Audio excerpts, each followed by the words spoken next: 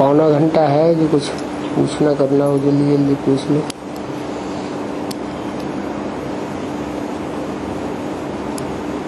तीन महीने का स्टॉक ज्यादा इकट्ठा हो गया होगा।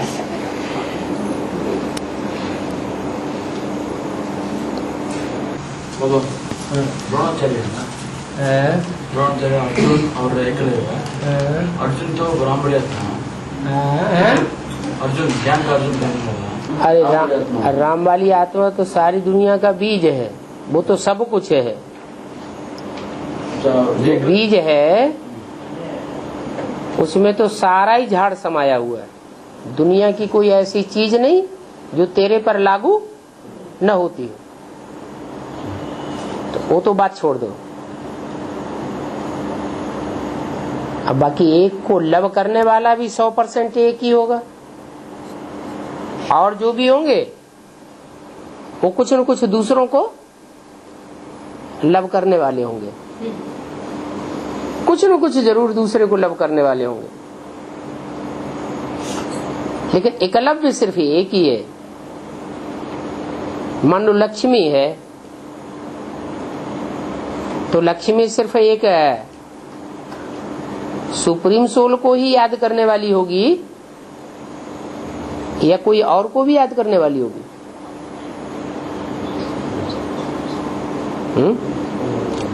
हैं? सुप्रीम सोल जिसमें प्रवेश करता है उसको भी याद करने वाली होगी।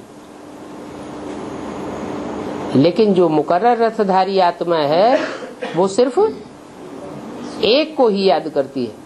किसको? सुप्रीम सोल को। इसलिए मुरली में बोला, तेरी बुद्धि में बाबा कहने से बिंदी ही याद आवेगी, और कोई याद नहीं आवेगा। माने तेरी बुद्धि में बाबा नाम की चीज कोई साकार नहीं है। कौन है? ज्योति बिंदु शिव ही है। औरों की बुद्धि में बाबा कहने से बिंदी भी याद आवेगी और साकार भी याद आवेगा।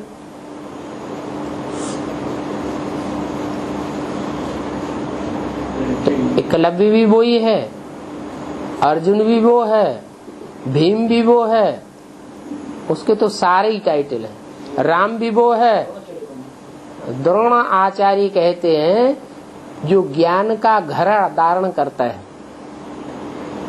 जिसके बुद्धि में ज्ञान का कलश बैठा हुआ है, लेकिन वो धारणा में नहीं है। फिर भी साथ किसका देता है? पांडवों का साथ देता है, भगवान का साथ देता है, या कौरवों का साथ देता है? कौरवों का साथ देता है। तो ज्ञान का घड़ा सिर्फ संसार को दिखाने के लिए है कि मैं प्रकांड विद्वान हूँ, आचार्य हूँ, लेकिन अंदर में धारणा नहीं है। ये जितने भी दुनिया के विद्वान पंडित आचार्य हैं, या ब्राह्मणों की दुनिया के भी जो ज्ञानी हैं, अहंकार धारण करते हैं कि हमने भगवान को पहचाना, फिर जब शरीर छोड़ते हैं तो कहते हैं कि हमने भगवान को वास्तव में नहीं पहचाना।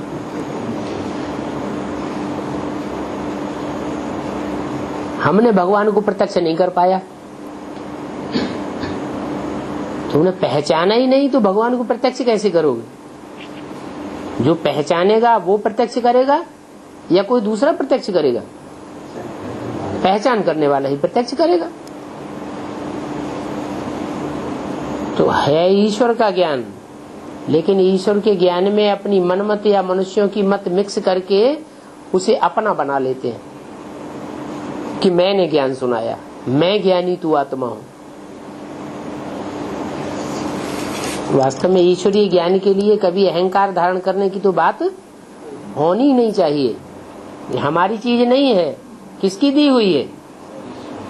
उसकी दी हुई है। और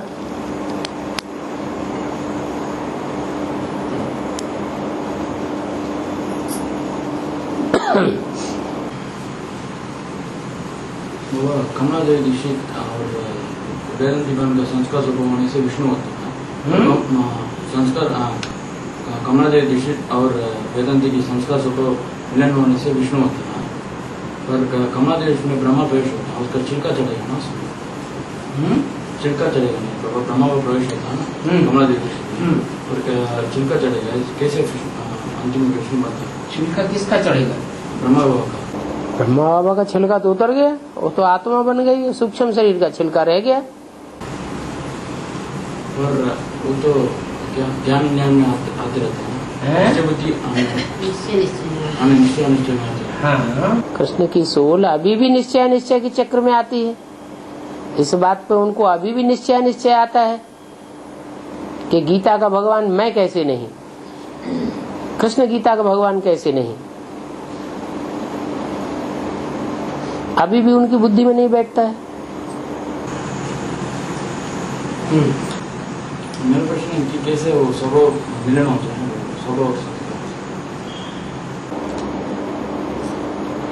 दुनिया पुरानी चेंज होकर के नई दुनिया बनेगी या नहीं बनेगी? पुरानी दुनिया को जन्म देने वाला भी कोई होगा या नहीं होगा? कौन होगा? दो माताएं कही जाती हैं, एक है भारत माता और एक है जगदम्बा। तो जगत किसको कहा जाता है? सब धर्म की आत्माएं जहाँ मौजूद हैं उसे जगत कहा जाता है, या सिर्फ देवी देवता सनातन धर्म की आत्माएं जहाँ मौजूद हो उसे जगत कहा जाता है? बाप तो एक ही है, बीज एक ही है, लेकिन धरणी दो प्रकार की है। एक है जगत माता और एक है भारत माता। लेकिन अव्यक्त वाणी में भारत माता के लिए बोला है, भारत माता शिव शक्ति अवतार, अंत का यही नारा है। जगत माता शिव शक्ति अवतार, अंत का ये नारा है, ऐसे नहीं बोला। क्योंकि जगत माता जो है वो राक्षसों की भी माता है और भारत माता राक्षसों की माता नहीं है। इसलिए भारत माता शिव शक्ति अवतार है, शिव की शक्ति है। जो जगत माताएं हैं वो द्वापर युग से कही जाती हैं जगत माताएं, और सत्ययुग त्रेता में है सिर्फ भारत माताएं। सत्ययुग त्रेता में धरणी कौन सी होती है? भारत की धरणी होती है या जगत की धरणी होती है?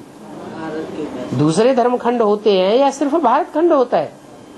भारत खंड होता है। तो बनाता कौन है? जगत माता को भारत माता कौन बनाता है? सारी दुनिया को बदल करके दैवीय धरणी कौन बनाता है? शिव बाबा बनाता है। तो कैसे का सवाल ही नहीं। ज्ञान को धारण करेगा तो बनेगा, नहीं धारण करेगा तो नहीं बनेगा। हाँ, संगम युग में कोई के संस्कार थोड़े समय के लिए मिलेंगे, कोई के संस्कार लंबे समय के लिए मिलेंगे। संस्कार मिलेंगे जरूर, अगर मिलेंगे नहीं तो 21 जन्म में प्राप्ति करेंगे नहीं। हाँ, कोई 21 जन्म में से कम जन्म की प्राप्ति करते हैं और कोई पूरे 21 जन्म की प्राप्ति करते हैं। ब्रह्मा और ब्रह्मा जैसी आत्माओं की पूरी प्राप्ति होगी 21 जन्म की, या कुछ वर्ष कम हो जाएंगे?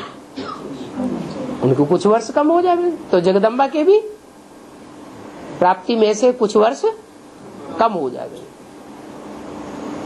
क्योंकि विनाश करने के लिए निमित्त कौन बनता है?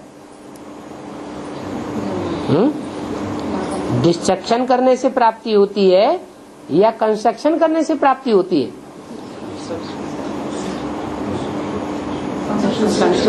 कंस्ट्रक्शन करने से प्राप्ति होती है। जो स्थापना करेंगे वो प्राप्ति करेंगे, जो विनाश करेंगे वो प्राप्ति गवाए देते हैं। भगाने वाले और एक होते हैं थमाने वाले। तो महाकाली का पार्ट क्या होगा?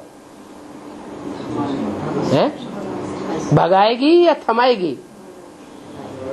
है ज्ञान में से भगा देगी,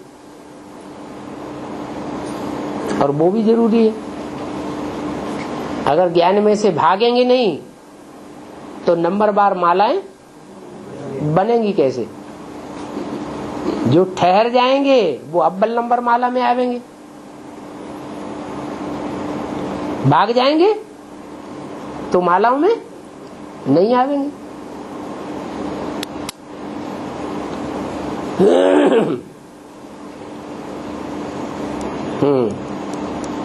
लेकिन ठोकर खा के फिर क्या बन जाते हैं? ठाकुर बन जाते हैं। संगम में ये पार्ट नुधे हुए हैं।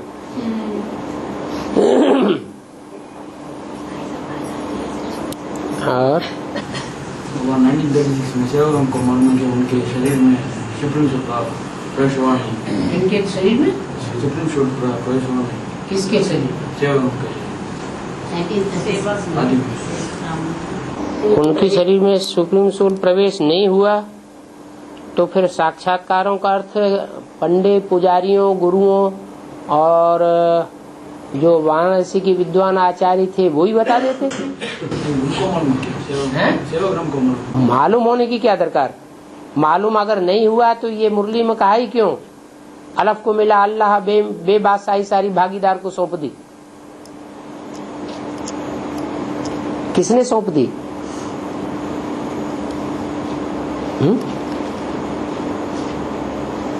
जो यज्ञ की सारी बादशाही थी, कंट्रोलिंग पावर, वो किसने किसको सौंप दी? किसको अल्लाह मिला? परवाह थी पार ब्रह्म परमेश्वर की, वो मिल गया तो और किसकी परवाह करें? जिसको भगवान मिल जाए उसको किसी आत्माओं की परवाह, जीवात्माओं की परवाह रहेगी? रहेगी या नहीं रहेगी? नहीं रहेगी। इसलिए बोला अलफ को मिला अल्लाह।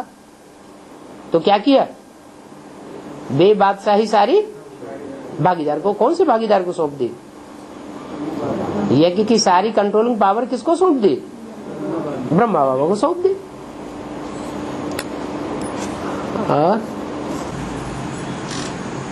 अमृत वेला होती है ना, है ना, ये दूसरे देश में दूसरे टाइप पर अमृत वेला आते हैं। मना ज्ञान सूर्य में जो उदय होता है वो पहले सूर्यवंशियों में उदय होता है या इस्लाम बौद्धी वंशियों में पहले उदय होता है? पहले सूर्यवंशियों में उदय होता है। तो धर्मखंड बने हुए हैं नंबरवार, जहाँ ज्ञान सूर्य प्रत्यक्ष होता जाता है। भारत में अमृत वेला करेगा तो अच्छा होगा या दूसरे देश में जब अमृत वेला? जहाँ भी अमृत वेला करेंगे आत्मा अपने धर्म में पावरफुल बनेगी। क्या विदेश जाने का नंबर लग रहा है क्या? नहीं, दोनों टाइम कर सकते। मैं ऐसे करती हूँ बाबा। दोनों टाइम की बात ही नहीं। तो दोनों टाइम की बात ही नहीं। वो है स्थूल सूर्य। स्थूल सूर्य उदय होने का जहाँ टाइम आता है वो है अमृत वेला, और ये है ज्ञान सूर्य। तो ज्ञान सूर्य उदय होने का जहाँ टाइम आ गया तो वो टाइम पहले सूर्यवंशियों का आवेगा, चंद्रवंशियों का आवेगा या दूसरे धर्म वालों का आ जाएगा? पहले सूर्यवंशी चंद्रवंशी जो भारतवासी हैं उनके लिए पहले टाइम आएगा सूर्य उदय होने का। उनके दिल और दिमाग में, बुद्धि रूपी धरणी में पहले ज्ञान सूर्य उदय होता है, उसके बाद और धर्म खंडों में उदय होता है। तो जो भी जहां भी उदय होते समय जो अमृत वेले को याद करेगा, चाहे दूसरे धर्म खंड में बैठा हो और चाहे भारत खंड में बैठा हो, जो अमृत वेले का उपयोग अच्छा करेगा वो अपने धर्म में पावरफुल पद प्राप्त करेगा। तो ये तो अच्छी बात है ना। कहीं भी हो, देश में हो या विदेश में हो, अमृत वेला जरूर अच्छा करना चाहिए। हाँ। और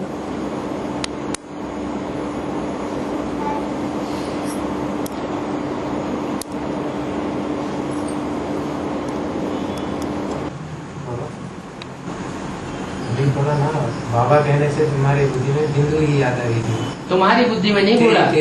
हाँ तेरी बुद्धि। तेरी बुद्धि। हाँ। तो अभी मम्मी तो शिव बाबा तो बिंदु को मानता है। कौन? मम्मी जो जगदम्बा है वो देहधारी को ना मान के कृष्ण को भगवान नहीं मानती है। राम को भगवान मानती है या कृष्ण को भगवान मानती है? शिव बाबा सिर्फ बिंदु को ही कहेंगे, वैसे बताया। शिव बाबा सिर्फ बिंदु को कहेंगे ये नहीं बोला, ये बोला तेरी बुद्धि में, और किसी की बुद्धि में नहीं। तेरी माने कोई पर्टिकुलर आत्मा के ऊपर बाबा की दृष्टि है कि तेरी बुद्धि में शिव बाबा कहने से बिंदी ही याद आवेगी,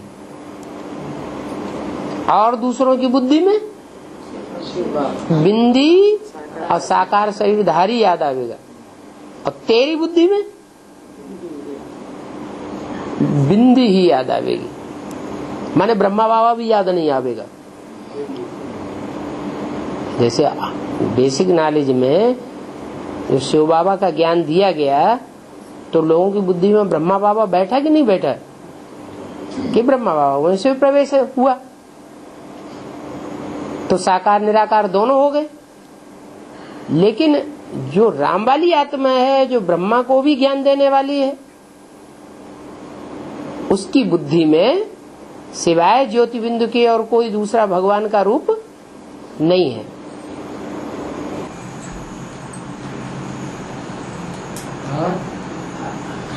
गीता जो कृष्ण को मानता है वो है झूठी गीता, और जिस गीता के दिल पर शिव बाबा का छाप है वो सच्ची गीता बोलना होगा है। तो जो गीता जो डीके में होगा, बेसिक की दुनिया में होगा, तो उसके ऊपर तो ब्रह्मा बाबा की छाप ही होगा ना होगा। कोई किसी के दिल में घुसा बैठा है क्या है? दिल के अंदर की कोई अंतर्यामी है क्या, जानता है क्या है? और वो भी बात तब लागू होती है जब एडवांस ज्ञान ले ले। जो पढ़ाई पढ़ रहा है, बेसिक की पढ़ाई पढ़ रहा है, ऊंची पढ़ाई पढ़ी ही नहीं, तो उसके लिए वो बात लागू नहीं होती। जब एडवांस नॉलेज ले ले उस समय की बात है।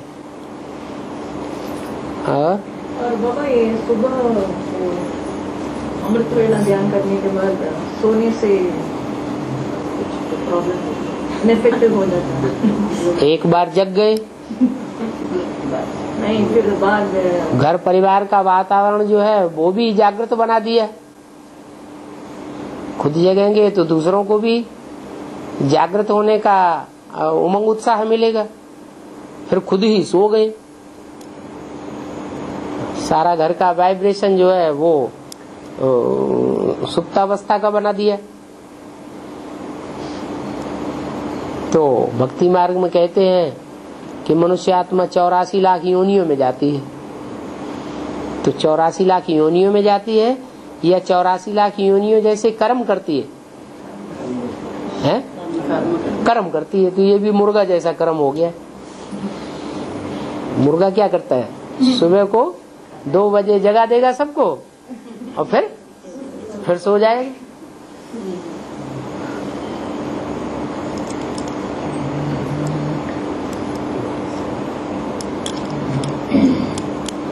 तो जो विदेशी आत्माएं होती हैं वो बाप को पहचानती भी जल्दी है।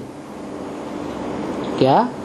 फॉरेनर्स जो होते हैं वो फौरन पहचानते हैं, फौरन पहचानते हैं और फौरन दूसरों को संदेश देते हैं जल्दी जल्दी। लेकिन भक्ति मार्ग में एक बात बोली जाती है, जल्दी का काम शैतान का।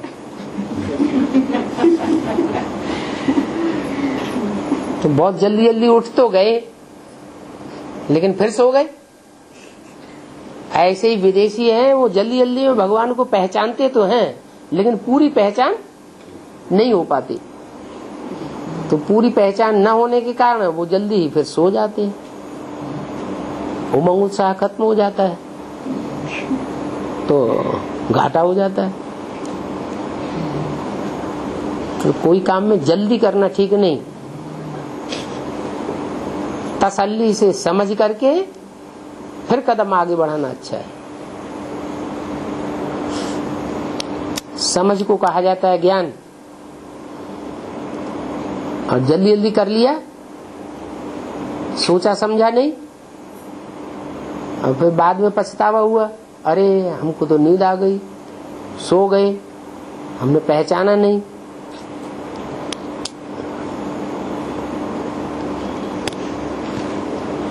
सन 76 में ज्ञान सूर्य प्रकट हुआ ब्राह्मणों की दुनिया में। प्रत्यक्ष करने वाले कौन थे? विदेशी बच्चे बाप को पहले पहचानते हैं और प्रत्यक्ष भी पहले करते हैं। फिर ज्यादा घाटा किसको आ गया है? वो ही विदेशी जिन्होंने पहले पहचाना वो पहले ही भूल गए, तो घाटा आ गया। और अभी लास्ट में जो निकल रहे हैं वो लास्ट में फास्ट जाकर के 8 की लिस्ट में आ रहे हैं। वो अष्टदेव की लिस्ट में आ रहे हैं और वो नष्टदेव की लिस्ट में आने की स्टेज पे पहुंच गए। इसलिए अपनी ताकत को धीरे धीरे आगे बढ़ाना चाहिए। भले पहले 4:30 बजे उठें, फिर देखें इसमें हम पक्के हो गए कि कोई हिला नहीं सकता, तो 4:15 बजे उठने लगे, फिर 4 बजे उठने लगे। धीरे धीरे करते करते सीधी सीढ़ी चढ़ते चढ़ते भले 2 बजे तक पहुंचे।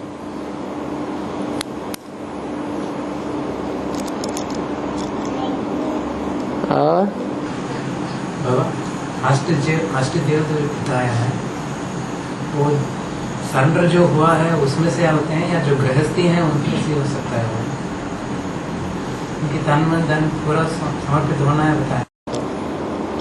कोई जरूरी नहीं है कि जो कागज पे दिखाने के लिए सरेंडर हो जाते हैं वो सरेंडर ही होते हैं। स्टाम्प पेपर पे लिख दिया सरेंडर हो गए, और सरेंडर होने के बाद बुद्धि घर में भागती रही, तो सरेंडर बुद्धि हुए या नॉन सरेंडर हुए? नॉन सरेंडर कहेंगे। और गीता पाठशाला वाले भी बहुत से ऐसे होते हैं कि रहते हैं गीता पाठशाला में, दुनिया को दिखाने के लिए सरेंडर नहीं हुए, लेकिन प्रैक्टिकल कर्म में उनके देखा जाए तो जो भी कमाई करते हैं सारी ईश्वरीय सेवा में लगाते हैं। जैसे बाबा चलाना चाहते हैं वैसे ही चलते हैं। अपना तन की सेवा, तन के संबंधी सब ईश्वरीय सेवा में स्वाहा करते हैं, तो वो सरेंडर बुद्धि नहीं है। तो सरेंडर होने की ये परिभाषा नहीं है कि अंदर वाले और बाहर वाले। नहीं तो बाबा को ये कहने की दरकार नहीं पड़ती कि अंदर वाले रह जाएंगे और बाहर वाले ले जाएंगे। ये बेसिक नॉलेज में भी ऐसे ही हुआ। जो सरेंडर थे दुनिया की नजरों में, वो एडवांस नॉलेज लेने से रह गए और भगवान बाप को एडवांस रीति से पहचानने में पीछे रह गए। और जो बाहर की दुनिया में रहने वाले थे, घर गृहस्थ में रहने वाले, वो सबका नंबर लगने लगा। एडवांस नॉलेज गृहस्थी में रहने वालों ने ली, या जो सरेंडर थे ब्रह्मा कुमारी आश्रम में उन्होंने ली। जो घर गृहस्थ की कीचड़ में रहने वाले थे उनको एडवांस ज्ञान मिला, अंदर वाले थे उनको नहीं मिला। तो अंदर वाले रह गए, बाहर वाले ले गए। ऐसे यहाँ भी हो सकता है। लोग नष्ट देवों के लिए बोलो ना बाबा, तुम आना जाना करते होंगे, आना जाना करते होना बोलो ना बाबा। तो नए संगठन में आना जाना करते रहे होंगे। नए संगठन में आना जाना, नए संगठन में रहने वाले कौन है? बाप माँ बाप तो होते ही है नए संगठन। माँ बाप कौन है? जो अष्टदेव के 2 मन का नहीं करते। अष्टदेव के 2 मन का वो अष्टदेव में नहीं है। वही जो पहले जो 2 मन का है उनके लिए ही बोला कि सबके लिए बोला होगा। अष्टदेव जो है वो 8 में नहीं है।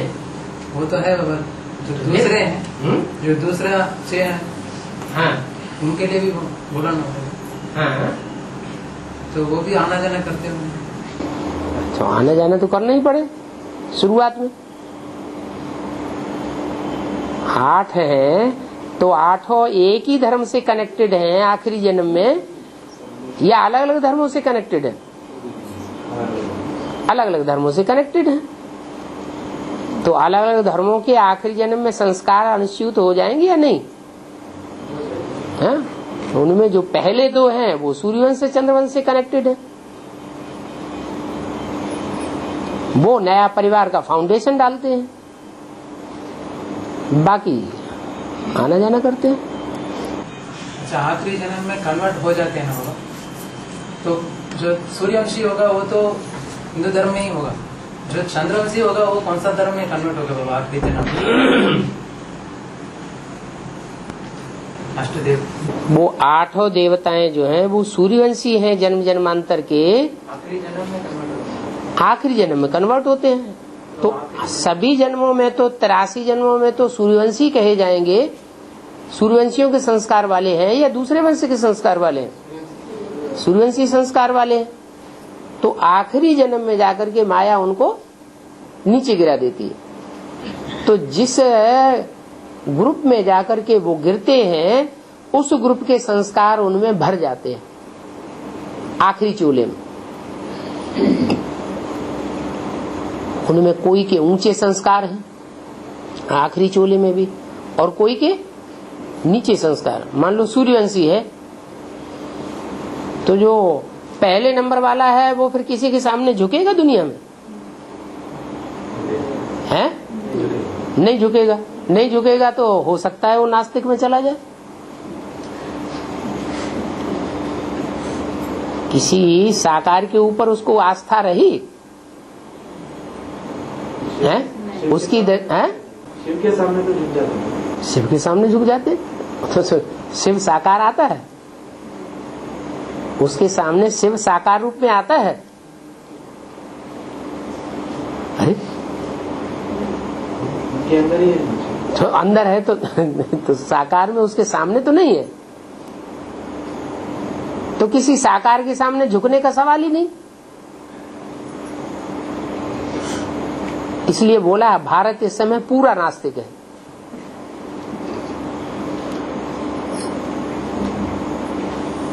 फिर उसको आस्तिक कैसे बनाया जाए? जो आस्तिक होगा वो प्रवृत्ति मार्ग वाला होगा या निवृत्ति मार्ग वाला होगा? है? प्रवृत्ति मार्ग वाला होगा। तो कोई न कोई साकार में व्यक्तित्व संसार में ऐसा होना चाहिए जिसके ऊपर उसको श्रद्धा हो।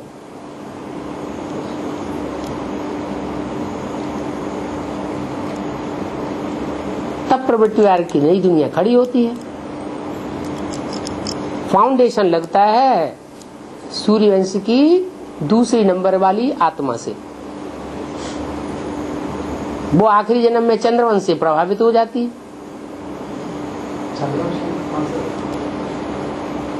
8 मणके हैं तो 8 मणकों में पहला मणका तो स्वयं सूर्यवंशी है। किसी मनुष्य मात्र से प्रभावित होने की बात ही नहीं। और जो सेकंड मणका है वो किस धर्म का होगा? आखिरी जन्म में चंद्रवंश से कनेक्टेड हो जाएगा। तो नीचे गिरा ना। तो 84 जन्म में 84वां जन्म में वो कोई धर्म में कन्वर्ट हुआ होगा। चंद्रवंश में कन्वर्ट हो गया ना। यहाँ संगम युग में होगा। संगम युग में भी और वहाँ भी। यहाँ शूटिंग नहीं होगी तो वहाँ क्यों होगी? कलयुग में कहाँ कन्वर्ट हुआ होगा? कलयुग में जो भी चंद्रवंशी है गुण की आत्मा होगी। यहाँ चंद्रवंश की ठेठ बीज कौन है? ब्राह्मणों की दुनिया में एडवांस पार्टी में चंद्रवंश का ठेठ बीज कौन है? जगदम्बा। तो जगदम्बा से आखिरी जन्म में प्रभावित हो जाएगी, जबकि प्रभावित नहीं होना चाहिए। वो सूर्यवंशी ओरिजिनली और वो ओरिजिनली चंद्रमा। प्रभावित होना चाहिए? नहीं होना चाहिए।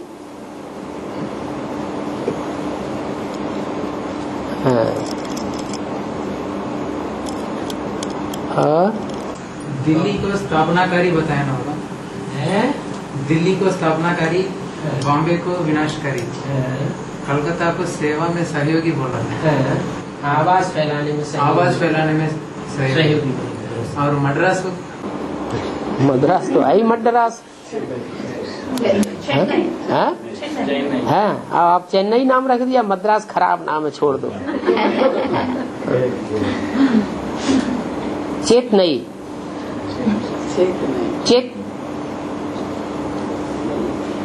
चेत माना संस्कृत में होता है यद, यदि। नई माने नई, नई होता तो अच्छा था। क्या नई सृष्टि की प्रक्रिया में दो रानियां हैं, एक पुरानी रानी और एक नई रानी। उनके नाम रख दिए हैं, सुरुचि और सुनीति। पहले पैदाइश किसकी हुई है, देवताओं की या राक्षसों की? बड़े कौन थे? हैं? कहते हैं कश्यप से सृष्टि पैदा हुई। किससे पैदा हुई? काश्य माने तेज पीने वाले से। कोई बड़ा योगी हुआ, योग बल को धारण करने वाला कश्यप। क्या पीने वाला? काश्य रूपी तेज को पीने वाला, याद के तेज को पीने वाला। उस कश्यप को दो पत्नियां दिखाई, एक दिति और एक अदिति। तो दिति बड़ी रानी थी, बड़ी रानी से दैत्य पैदा हुए और अदिति से अद्वैत देवता पैदा हुए। यहाँ की बात है। यज्ञ के आदि में भी दो थी माताएं, ज्यादा किसकी चलती थी?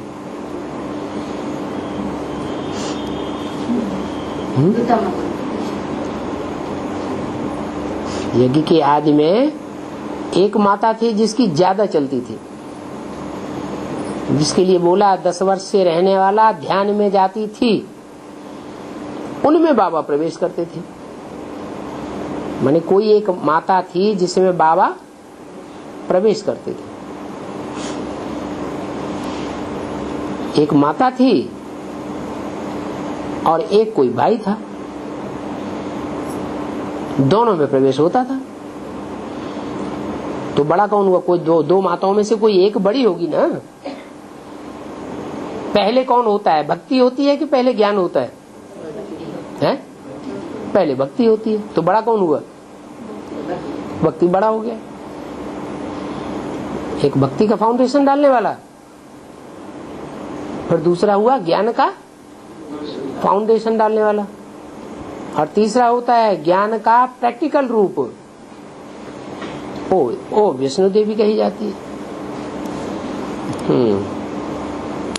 और बाबा ये नष्टदेव को भक्ति मार्ग में किस रूप में याद है? अष्टदेव को लिए यादगार बता दिया, नष्टदेव तो किस रूप में उनका यादगार क्या होगी? वो तो नष्ट ही करने वाले हैं। रावण की यादगार होगी। कैसे पहचानेंगे? हाँ, रावण का रूप पहचानते नहीं? वो तो 10 सिर वाला हो गया है, 10 सिर वाला रावण। हाँ, तो वो भी है, अपने अलग रूप है उनका, स्थापना करने वाला रूप नहीं है। क्या विनाशकारी रूप है। 12 आत्मा है बाबा, 12 सीढ़ी, 12 सीढ़ी ज्योतिर्लिंग याद किया, उसमें नष्टदेव नहीं है। उनको शिवलिंग कहा जाता है। उनको उनका नाम भी क्या है? नाम कोई दूसरा नहीं है, शिव का लिंग ही कहा जाता है सबको। सब में स्वयं शिव ही प्रवेश करके कार्य करता है।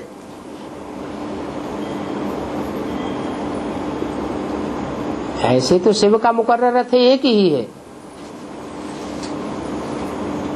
लेकिन फिर जिनमें ईश्वरीय सेवा के लिए प्रवेश करता है वो मुख्य 12 दिखाए गए हैं। उनमें 11 रुद्रगण हैं, रुद्र 11 हैं और साक्षात रुद्र एक है। वो रुद्र जो स्वयं सी का जो भरा हो वही, और जो रुद्र है वो तो स्वयं शिव है, और बाकी 11 और हैं। तो उनमें नष्टदेव भी आ जाते हैं। क्यों नहीं आएंगे? स्थापना करने वाले के साथ साथ विनाश करने वाला नहीं चाहिए। तो उनके लिए भी अगर स्थापना की वैल्यू विनाश के बगैर हो जाए तो विनाशकारियों की जरूरत नहीं। वो 4 आत्मा को याद कर मंदिर कौन बनेगा? मंदिर क्यों बनेंगे? अपवित्रता से विनाश होता है कि पवित्रता से विनाश होता है? अपवित्रता से, इम्प्योरिटी से विनाश होता है, और प्योरिटी से स्थापना होती है। तो प्योरिटी पूजी जाती है या अपवित्रता पूजी जाती है? प्योरिटी पूजी जाएगी। आप तो उल्टी चक्की घुमा रहे हैं।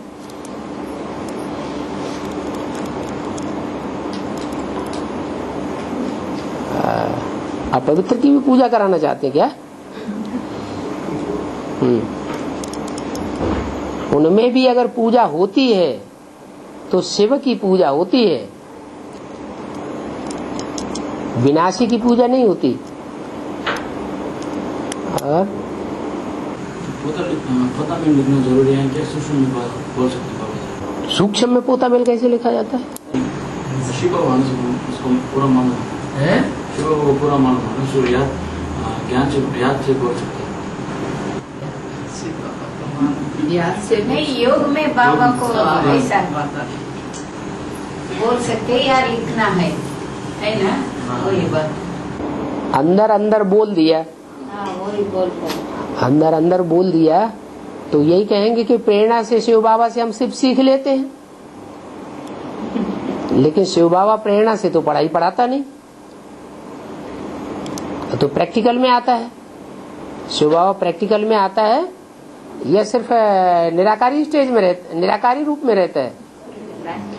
तो प्रैक्टिकल में आता है, तो प्रैक्टिकल में पोता मिल देना पड़े। सब हिम्मत नहीं कर पाएंगे फिर। क्या अंदर अंदर बताने की बात हो तो सब बता देंगे, लेकिन साकार में बताने वाली बात हो तो सबकी हिम्मत नहीं पड़ती। और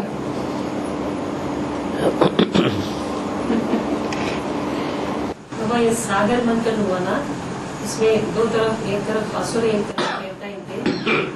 उसमें वो सांप कौन है और पर्वत कौन है? जो मुख पकड़ते हैं वो सांप हैं। सांप माने असुर।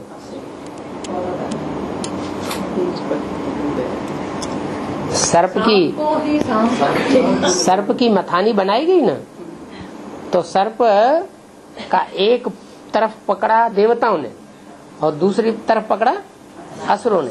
असुरों ने पकड़ा मुख और देवताओं ने पकड़ी पूंछ। उसका मतलब हुआ देवताएं होते हैं फॉलो करने वाले, पूंछ पकड़ना माना फॉलो करना, और जो असुर होते हैं वो फॉलो नहीं करते हैं हर बात में। ये क्यों, ऐसा क्यों कहा, वैसा क्यों कहा, ऐसे क्यों करते, वैसे क्यों करते, ऐसे क्यों नहीं, वैसे क्यों नहीं, क्यों, क्या, क्यों, ये क्यों लगी रहती है। तो वो उसको कहा जाता है मुंह पकड़ना। उन्होंने भगवान का मुंह पकड़ा क्योंकि पहचान होती नहीं है पूरी। खान पान कैसा होता है, राक्षसी, जानवरों को मार मार के खाते हैं, तो बुद्धि कैसी बन जाती, जानवरों जैसी बुद्धि बन जाती। इसलिए भगवान को पूरा पहचानते हैं नहीं, तो न पहचानने के कारण वो अंत तक क्यों, क्या, कैसे के प्रश्न चलाते रहते हैं। समाधान स्वरूप कभी नहीं बनेंगे, समस्याएं पैदा करने वाले बने रहेंगे, समस्या स्वरूप बने रहेंगे।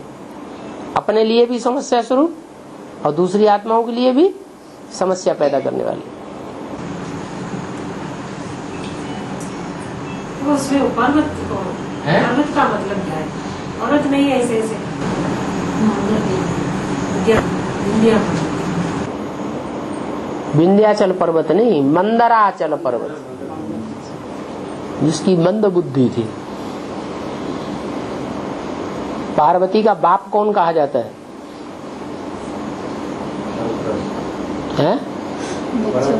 पर्वतराज, हिमालय, उसका नाम दूसरा दे दिया मंदराचल पर्वत, जिसकी बुद्धि मंद रही। साक्षात्कारों का अर्थ तो सुन लिया, लेकिन फिर भी भगवान के रूप को पहचाना नहीं।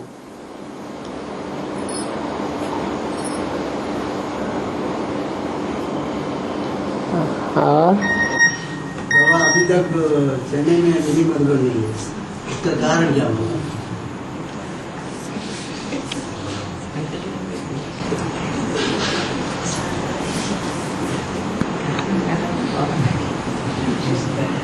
इधर यादगार है ना वो रामेश्वर मंदिर।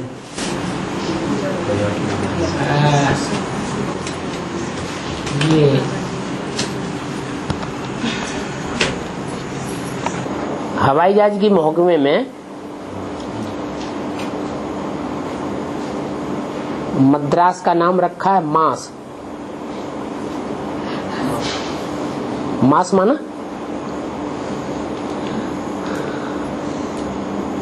अरे मांसखोर शेर होता है कि नहीं? शेर क्या खाता है? मांस खाता है। तो मद्रास का नाम रखा है मांस। एक दूसरा नाम भी रखा जाता है वहां, मां, MAA। और भक्ति मार्ग में भी अभी मद्रास में राज्य करने वाली कौन रही? जयम्मा। अब नहीं भले, लेकिन ज्यादा राज्य किसने किया?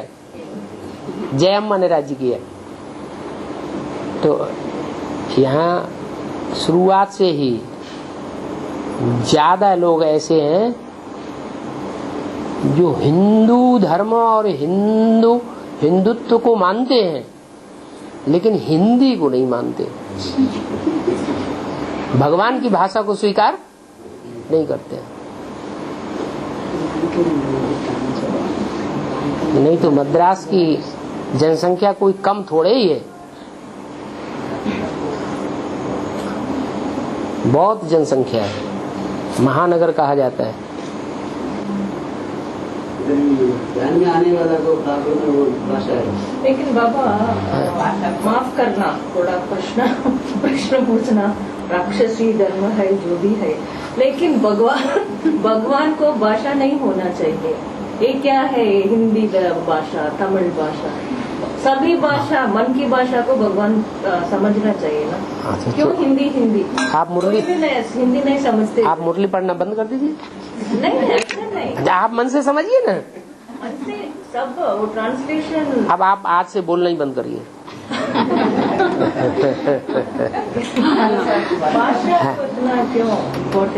भाषा के बगैर भगवान भी कुछ नहीं कर सकता। मुख धारण किए बगैर कोई ज्ञान ही नहीं सुनेगा। मुख चाहिए ज्ञान सुनाने के लिए, जैसे सुनने के लिए कान चाहिए, देखने के लिए आंखें चाहिए, वैसे ही ज्ञान सुनाने के लिए मुख चाहिए। लेकिन जब लोग नहीं समझते हैं, उसे वो रीच नहीं करता है ना। अब जो भी करते हैं, जो वाणी में आता है क्या, पॉइंट्स, कौन नहीं समझते हैं? टच नहीं करता है, वो समझते नहीं। कौन नहीं समझते? डायरेक्ट नहीं समझते ना, जैसे हिंदी में समझते हैं वैसे नहीं, प्रयत्न करेंगे तो जरूर आ जाएंगे। हिंदी भाषा की बात कर रहे हैं। दुनिया में जितनी भी भाषाएं हैं, एक सेकेंड, दुनिया में जितनी भी भाषाएं हैं, उन भाषाओं में सबसे ज्यादा सहज हिंदी भाषा है। जैसा शब्द, जैसा बोल, वैसा ही उसका रूप। हर जगह स्कूल में भी हिंदी का लिखेंगे तो उसमें का ही होगा, खा लिखेंगे तो एक ही अक्षर होगा खा, दूसरा अक्षर उसमें जुड़ा हुआ नहीं। अंग्रेजी में लिखेंगे KH, तब होगा खा। छा लिखेंगे अंग्रेजी में तो CHH तब होगा छा। और हिंदी में सिर्फ एक ही अक्षर है जिसमें छा है। माने सारी भाषा का सारा रूप वर्णमाला में है, जो बोलेंगे वो ही लिखा जाएगा। तो हिंदी भाषा तो बहुत सहज है। स्पेलिंग मिस्टेक से अंग्रेजी में तो ढेर सारी हो जाएंगी, हिंदी में स्पेलिंग मिस्टेक्स होने का सवाल ही नहीं है, क्योंकि एक ही अक्षर है एक बोलने का। अब भगवान तो सहज है, मुश्किल को सहज करने वाला है या कठिन करने वाला है? भगवान जो भाषा पकड़ेगा वो सहज से सहज पकड़ेगा या कठिन पकड़ेगा? भगवान मुश्किल को सहज बनाने वाला है ना, तो वो भाषा भी कैसी पकड़ता है? सहज भाषा पकड़ता है। संस्कृत नहीं पकड़ता है, संस्कृत बहुत कठिन है। हिंदी भाषा पकड़ता है।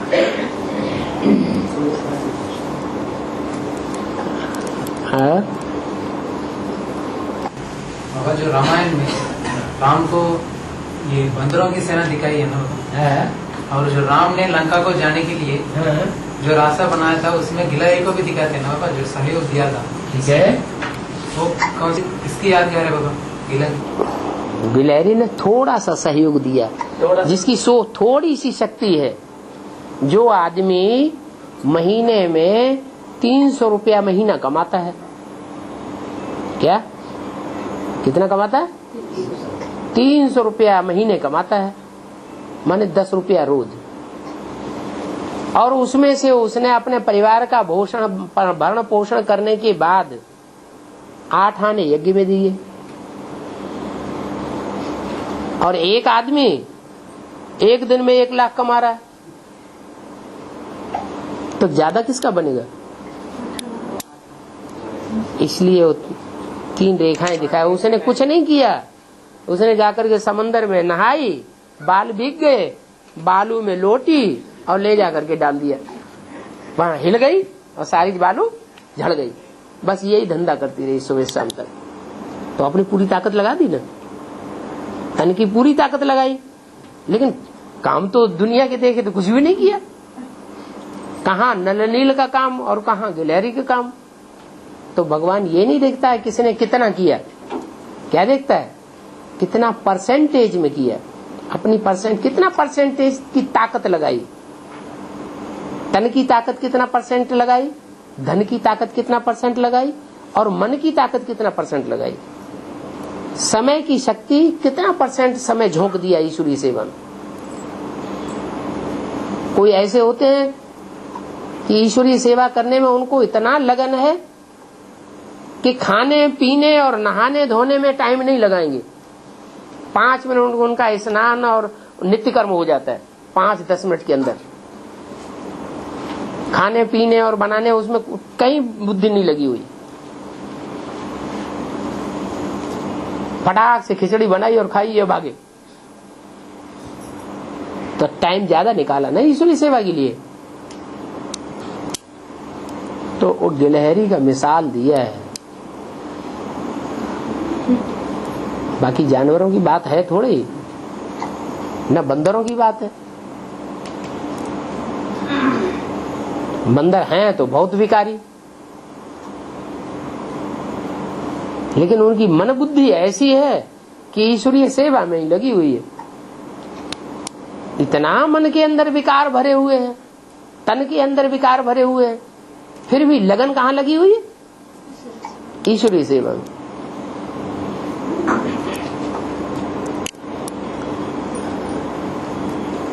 और रामायण में सीता को हनुमान जी ने अंगूठी दिखा दी ना, वेद का क्या अंगूठी? उन्होंने यादगार दिखा दी जिससे उनको याद आ जाए कि हम राम के ही दूत हैं, कोई और नहीं है। राम की अंगूठी तो सीता ने बार बार देखी होगी ना, तो जिस अंगूठी को उन्होंने बार बार देख लिया और ये लेके आया तो जरूर राम का ही दूत है, कोई दूसरा नहीं है। फिर जब गए हैं हनुमान सीता को छोड़ करके जब गए तो उन्होंने उनका कंगन मांग लिया कि किसका? सीता का। वो कंगन जाकर के उन्होंने दिखाया राम को, तो राम समझ गया हाँ जरूर सीता से मिलके आया। प्रूफ चाहिए ना। ये वेद का अर्थ यही है, बिना प्रूफ और प्रमाण के बुद्धिमान लोग मानने के लिए तैयार नहीं होते। कि तुमने इतनी, कोई कहे डींक मारने लगे हमने इतनी सेवा की, हमने उतनी सेवा की, तो किसी की डींक मारने से सेवा साबित नहीं होती। प्रूफ ले जाए, प्रूफ दिखा दे, वो प्रूफ खुद बोले कि इन्होंने हमारी सेवा की, तो सेवा का प्रूफ हुआ, मानना पड़ेगा।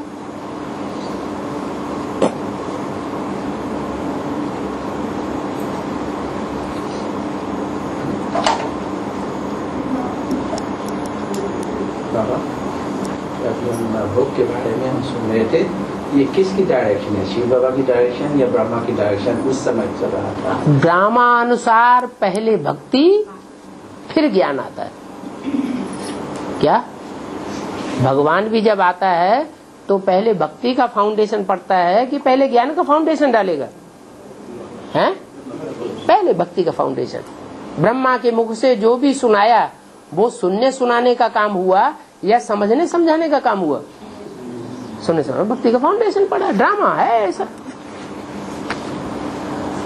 इसमें ये नहीं कहा जा सकता कि भगवान भी आया तो उसने भक्ति का फाउंडेशन क्यों डलवाया। पढ़ना ही है। बच्चा पैदा होता है तो भी किसको पहले पहचानता है? पहले माँ को पहचानता है, बाद में भक्ति का फाउंडेशन ही बाप की पहचान मिल जाती है। भारतवासियों को अगर भक्ति मार्ग की इतनी बातों का ज्ञान न हो तो भगवान को पहचान पाए? भक्ति की बातों से ही तो भगवान को टैली किया जाता है। विदेशी लोग पहले भगवान को समझ लेते हैं या देसी लोग पहले भगवान को समझते हैं? विदेशी पूरा समझ लेते हैं? पूरा पहचानते हैं? नहीं पहचानते। भक्ति की बातें भारतवासियों को ज्यादा मालूम है, तो भक्ति मार्ग की बातों के आधार पर वो टैली करके भगवान को पहचान लेते हैं, फिर हिलते नहीं है। तो भक्ति है फाउंडेशन।